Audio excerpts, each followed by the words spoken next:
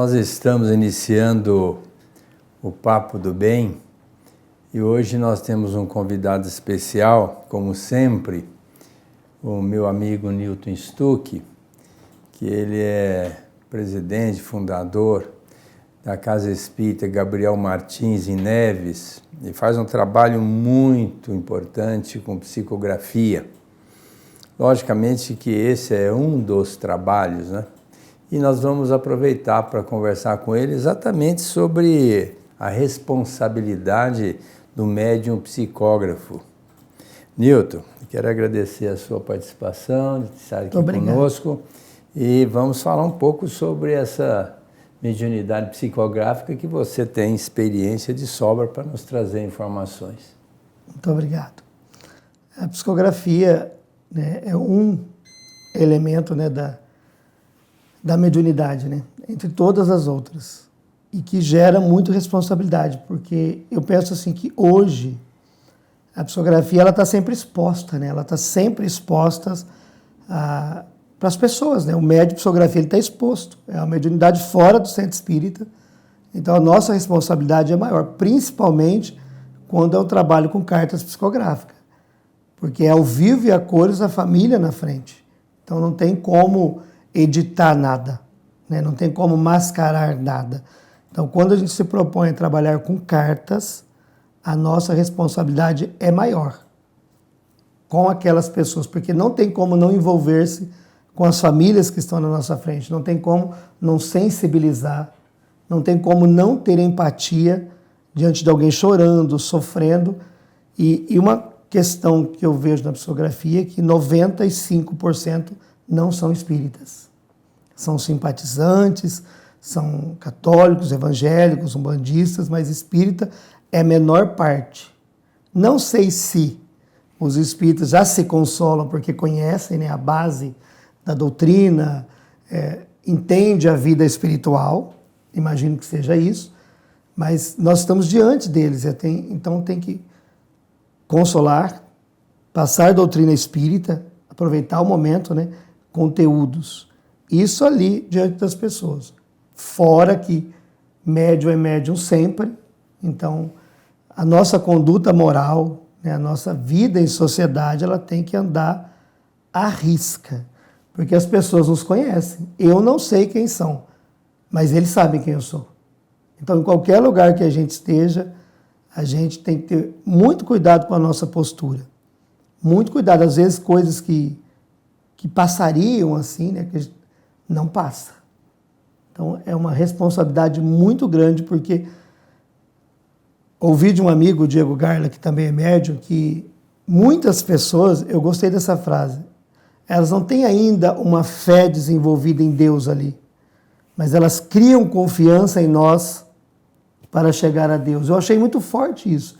Mas é verdade, tudo que elas estão vendo é o médium àquela hora. É a pessoa que trouxe a notícia do filho dela, que o devolveu para ela, ela passa a confiar, porque dentro do luto, né, para a maioria dos casos, quando há desencarnação, por que Deus fez? Por que Deus tirou? Então, há uma briga com Deus. Muitas mães, pais e viúvos me falam, eu ainda não estou de bem com Deus, eu ainda não me reconciliei com Deus, isso é muito frequente. Então, eles ainda não estão, mas a Carol Fontes, minha prima e médium, ela diz assim que nós somos uma espécie de advogado de Deus, de defesa. Nós estamos sempre defendendo, né, essa questão, né, mostrando que ele não tem culpa no que aconteceu. Então, isso deixa amplo, né, a nossa responsabilidade com o trabalho. Não é só receber carta. É muito frequente pessoas médiuns de psicografia, que é uma das mediunidades que mais tem, e o Kardec diz que é a que mais corre o risco de ser fraudada, né? A psicografia frauda-se brincando. Basta que a pessoa não tenha um caráter bom e ela tenha acesso aos dados, ela pode construir um texto. E a pessoa enlutada, a pessoa que está no desespero e não conhece nada da doutrina espírita, ela não tem parâmetro. Isso tem acontecido muito, muito, muito mesmo hoje. Nós tivemos uma uma senhora gaúcha entrou em contato com a nossa casa para que nós lêssemos uma carta que ela recebeu de um outro médium, que eu nem sei quem é. E que ela não entendia a letra. Claro que nós não temos que analisar a carta de ninguém, não era isso. Foi até o Diego que atendeu. Mas não tinha uma sílaba, era só risquinho, pontinho, umas ondinhas. Não tinha o que ler ali. E nós tivemos que falar para ela, olha, não tem texto aqui para a gente ler. E ela havia pago R$ 2.700 por essa carta. 83 anos. Desesperada pela partida do filho. E ela foi bloqueada pelo suposto médium. Foi um golpe.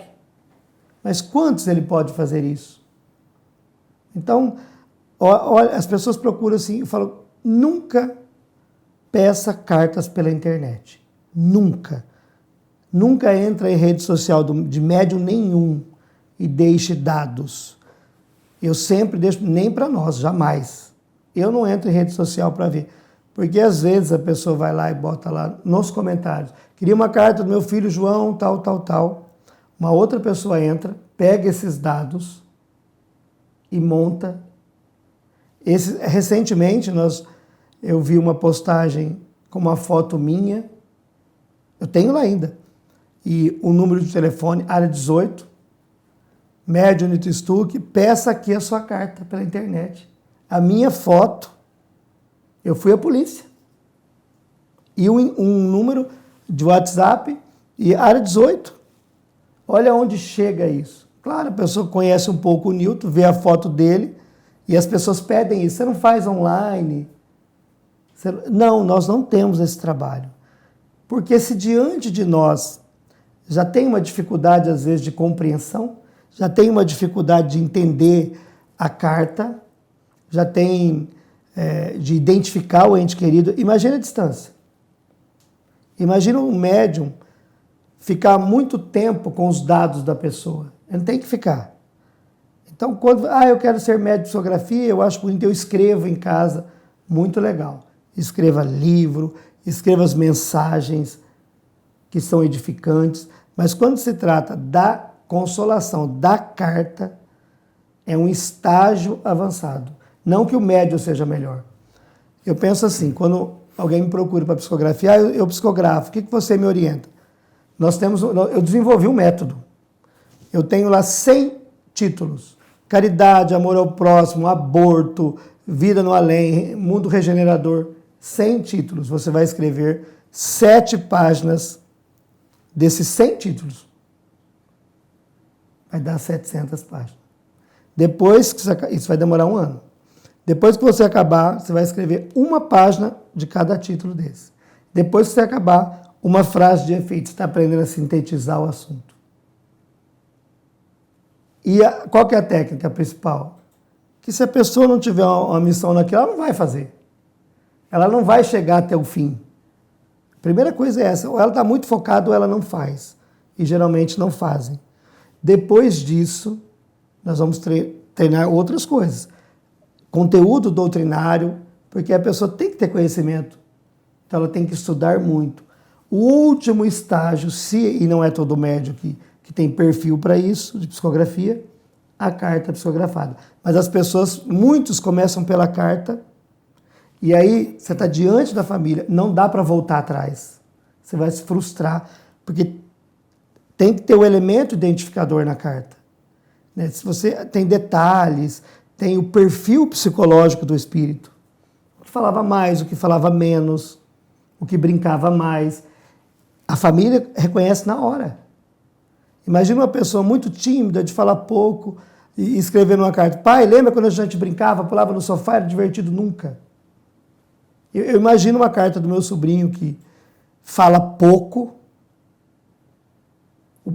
é uma página. Ele não fala nem agora.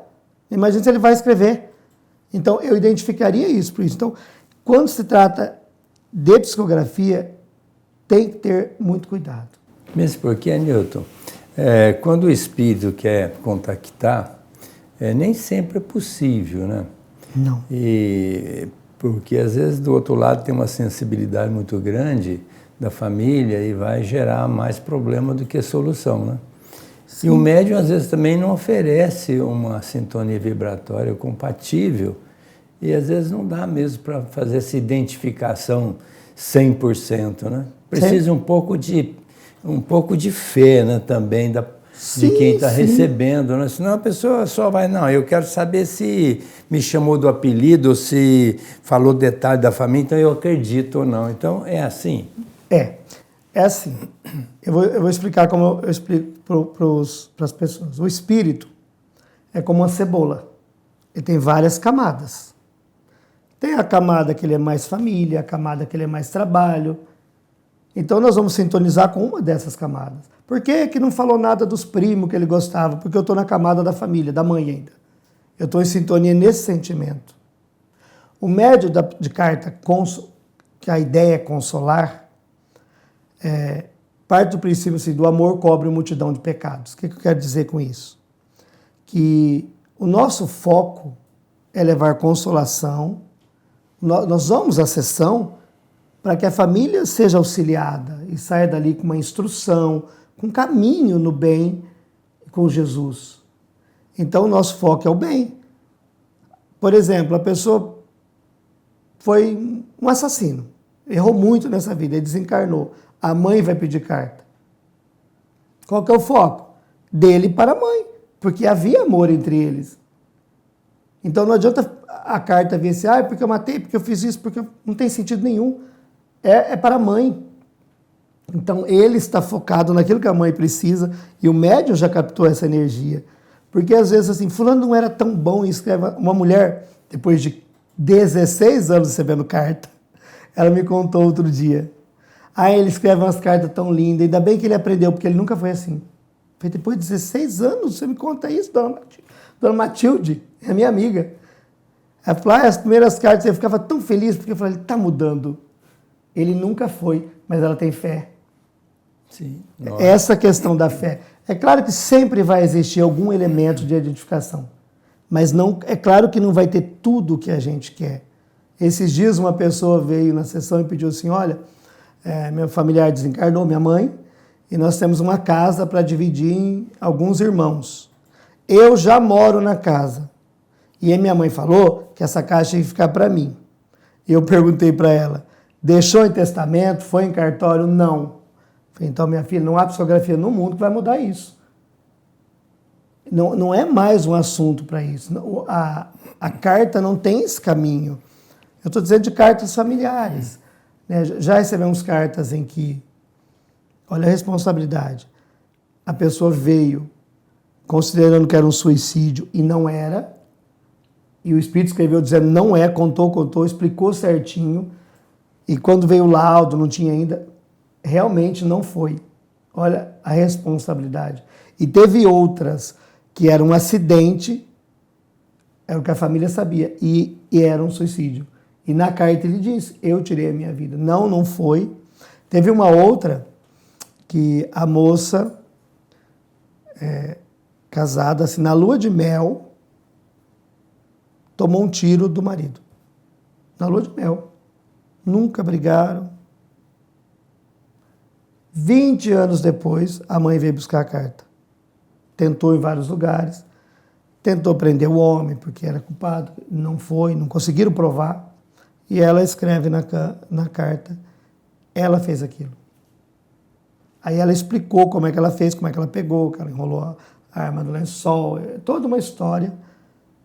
Ela sofreu 20 anos com isso. O espírito já tinha até se recuperado. Já tinha, porque a gente chama de acidente da razão, né? Quando a razão falha, tem uma obsessão ali, né? Tudo isso dentro de uma responsabilidade, né? Porque tudo que a gente está falando gera uma responsabilidade para nós. Lógico, para nós e para a pessoa também, né? Esses dias, teve uma situação em que uma moça escreveu, e era... Para nós lá é mais uma carta, né? Não sei quem é quem, mas era um assassinato. Eles postaram tudo na rede social e saiu num monte de jornal. Eu estava viajando, me mandaram. E os assassinos soltos. E eu pensava, eu espero que o assassino não seja espírita, né? Para ter acesso a esse conteúdo. Porque o que ele pode pensar? Se a mulher está contando, ela vai contar quem foi. Vamos eliminar o médium, né? É risco isso. E é real isso. Então, hoje eu sempre falo, quer gravar a carta, grava. Não com o meu rosto. Grava o papel. Porque é uma exposição desnecessária. A carta é para a pessoa. Na nossa vida não tem que estar tudo na rede social. As nossas intimidades. Né? Eu vou postar porque ajuda os outros. Legal. Mas tem que ter um cuidado também com isso, né? Quando nós... o acidente da razão, que é um nome que o Gabriel Martins dá, partindo do Livro dos Espíritos, que é um estudo de suicídio, e que pergunta, os loucos podem ser considerados suicidas? Qual que é a resposta? Não, por não possuírem a faculdade da razão. Então a gente entende que na obsessão não está 100% razão, se for muito profunda. Lógico. Um adolescente... Alienação mental, né? Transtornos psicológicos. Então, cada caso é um caso. Então, qual que é a diferença de suicídio para o acidente da razão? O suicídio ele é voluntário. Eu quero tirar a minha vida por alguma razão. Eu estou consciente, eu não quero mais viver. O acidente da razão é que eu estou tão transtornado por alguma razão externa e aí eu tiro a minha vida. Eu sempre digo assim, que o suicida, ele vê o carro, analogia, e se joga na frente. O acidentado da razão, ele está tão transtornado que ele nem vê o carro. Ele não consegue raciocinar, as ideias dele não estão boas. O suicida é culpado, o acidentado da razão é imprudente. Todo mundo acerta, claro, como nós também temos tudo, que até quem desencarna de velhice tem para acertar. Mas são diferentes, né? Aquele conceito de tirou a vida. Claro que é o mundo espiritual que define isso, que a consciência que pesa isso, né? Não adianta tirar a vida e falar assim, o Newton falou que é acidente da razão, tá tranquilo. Não é isso. O mundo espiritual que avalia isso. Mas tem uma diferença.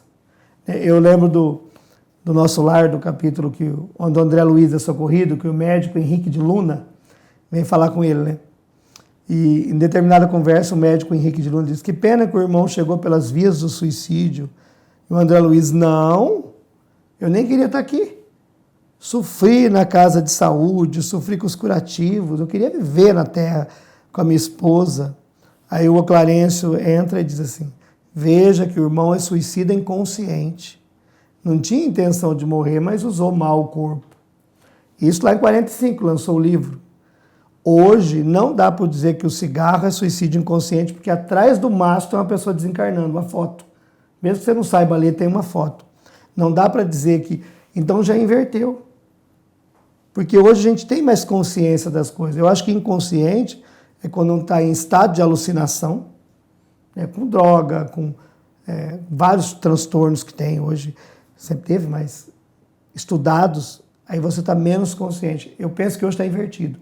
Porque falar que cigarro é inconsciente, comer demais é inconsciente, a gente tem campanhas disso, né, da diabetes, campanha da hipertensão. Nós sabemos os riscos. Então não dá para usar mais o termo do André Luiz no tempo de hoje.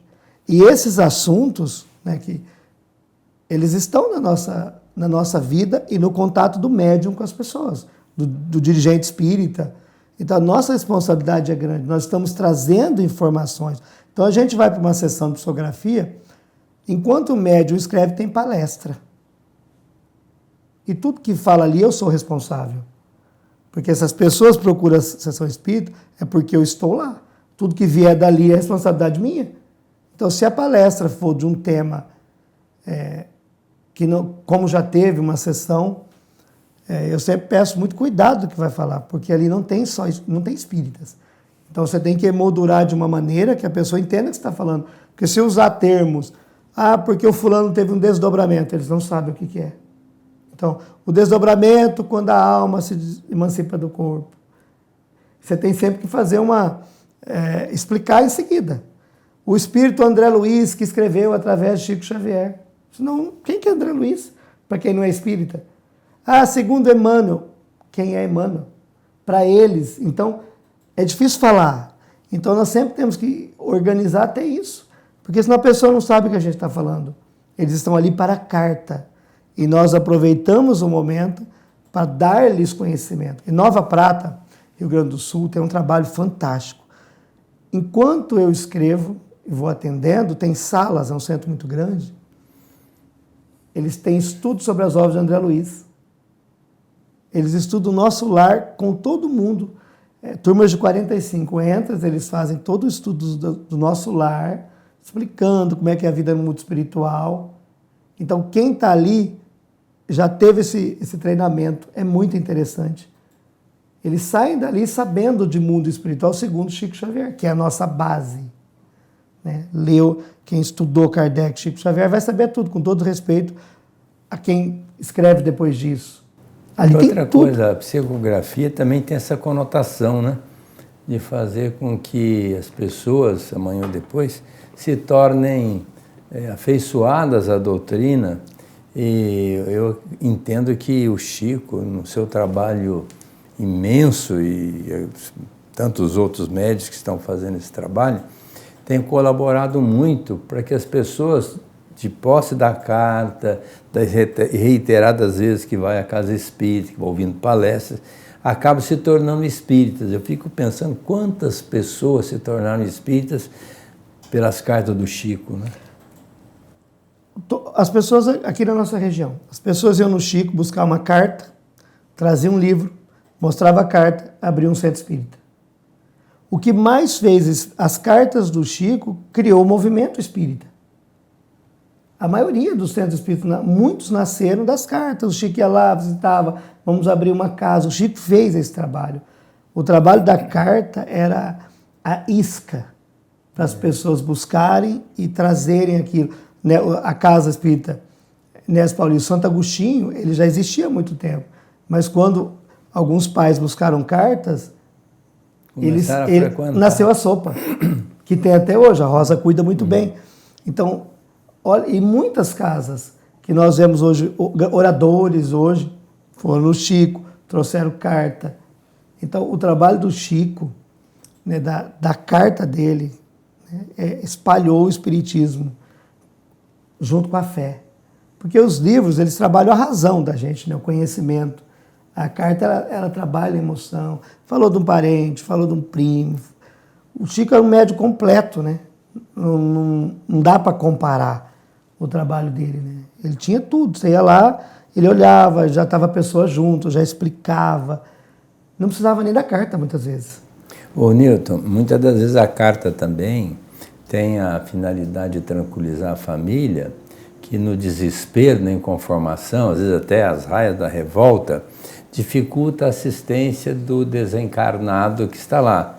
E muitas das vezes a carta nem é feita pelo desencarnado, é por um parente que veio em socorro da família e do espírito desencarnado para facilitar o tratamento dele, não é? Sim, às vezes a família está com muita revolta ainda, está muito revoltado, às vezes não aceita. E o contato daquele ente querido com a família não seria salubre para ele. Não seria bom. Ele ia ver sua mãe numa revolta muito grande. Então, vem um outro familiar, traz notícia de como eles estão e vai preparando aquela família para que ele possa escrever depois. Porque às vezes o espírito está bem, mas a família não está. E às vezes até às vezes o espírito não está. Toma o nome do espírito como sendo o autor da carta. Pode acontecer. E não é. O nosso mentor, o Dimas, ele não é a favor dessa coisa, porque ele fala assim: isso obriga eles a se prepararem para escrever. É uma maneira do próprio espírito se obrigar a se preparar. Né? Mas quem é que tem mais dificuldade de escrita? Dos espíritos. Os mais jovens têm facilidade, os mais velhos têm mais dificuldade para escrever. Eu percebo muito, porque o jovem, ele está mais próximo do colo da mãe, ele está mais próximo do afeto, da troca. E a gente vai ficando mais velho, a gente vai dispensando às vezes o eu te amo, o como você é importante para mim. E a gente cria um hábito de convivência. Quando a gente se percebe, faz 2 anos que nós não falamos eu te amo.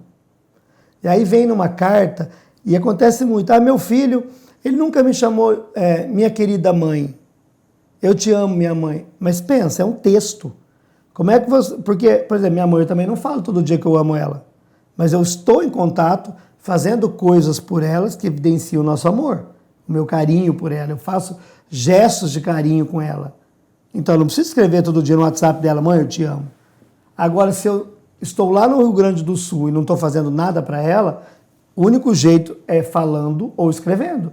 Então, meu marido não falava eu te amo, mas agora fala. Porque como é que ele vai expressar sentimentos sem a palavra eu te amo? Então, é uma coisa que a gente tem que aprender, um texto escrito. Por exemplo, conjugar verbo. Às vezes a pessoa não tem um português adequado. Na carta nós vamos conjugar, porque isso é nosso. Mas aí o médio tem uma participação anímica muito Claro grande que tem. nisso, Muito, né? muito. Lógico. Cartas de primeira vez, é quase impossível ser mecânica. Porque eles não sabem pegar a mão. Você bota a mão, ele pega, mas não pega. Ele não sabe pegar a mão. Ele tem que acoplar a mão dele. É como se você assim, pega a caneta na sua mão, eu vou pôr a caneta na minha mão, você vai pôr a tua mão em cima da minha e assinar a tua assinatura. Ou escrever o texto. Então tem todo um movimento isso aqui. Dói o punho. Então, o Dr. Bezerra, ele dispensa o médium. As cartas, quando o Bezerra escreve, a gente não vê. Ele não precisa, ele só quer a mão. Ele não precisa de nada. Você bota aqui a cabeça e a mão vai, não precisa de nada. O texto fica pronto. Dimas, Gabriel. Quem já escreveu várias vezes é muito tranquilo. Agora, a primeira vez, eles vão ditar a carta. Porque eles não têm essa... Às vezes é pouco tempo, vamos ditada. Dita palavra por palavra. Aí é a mediunidade intuitiva. Tem que ser, eles não dão conta. Eu identifico assim, uma coisa que a gente fala mediunidade mecânica, semimecânica e intuitiva, né? Psicografia. E a gente pensa que a gente entende que é o médium que tem essa faculdade. O médium tem uma faculdade. O espírito que utiliza a mecânica, utiliza a intuitiva e utiliza a semimecânica. A gente vai evoluindo na vida, mas eles utilizam aquilo que a gente tem. Se você não tiver nada, ele só vai falar. Então, tem que pensar por esse caminho, porque nós estamos lá como instrumento. Então, numa sessão eu tenho lá alguns de primeira vez, de segunda, de terceira, de quinta, sei lá. Então, os de primeira vez é mais lento. Os que têm mais habilidade é muito rápido. Ô Newton, nós temos que encerrar o programa pelo tempo. Quero agradecer imensamente a sua participação. Que volte mais vezes para estar aqui conosco. Desejando muita paz a todos e convidá-los para a semana que vem estarem aqui conosco para mais um Papo do Bem.